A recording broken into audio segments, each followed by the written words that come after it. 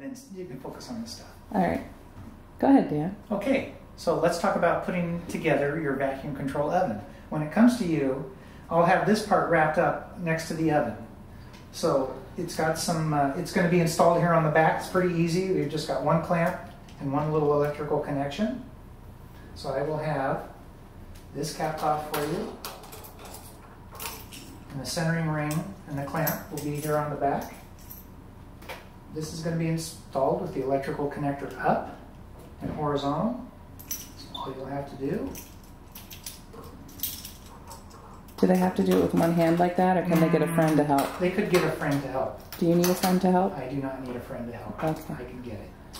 Show off. I am a professional.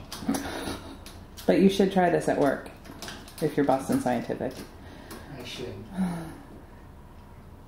So we'll just go ahead and make sure it's nice and level. Tighten up the clamp. The electrical connector is keyed on top. Okay.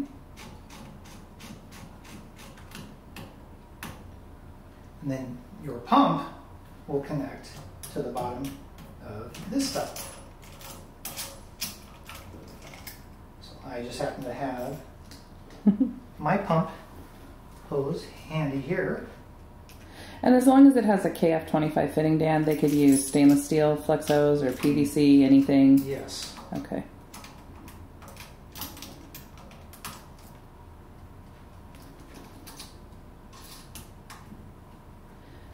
The other facilities connections are labeled here, so you'll need 80 psi air. Okay. So I happen to have my air, which is not turned on yet, 80 psi. And you can change this out for 90 or put flex hose, anything you want. Not 90 psi, a 90 degree elbow. 90 degree elbow, right. 80 psi. Mm-hmm. And then the other connection down here is for your N2 for venting the machine. So this can be left open, or if you want to put a filter in it, or you can connect it to air or nitrogen, depending upon your process, as long as it's not over 15 psi. Okay. And there is not an internal regulator in the machine, so you will need to make sure you supply a regulator and keep that under 15 psi. Okay.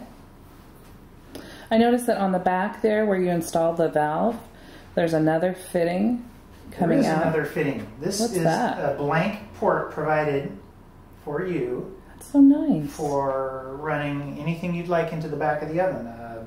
Thermocouples, process gases, sensors. Cascade Tech's awesome. Thank you, Dan. You're welcome.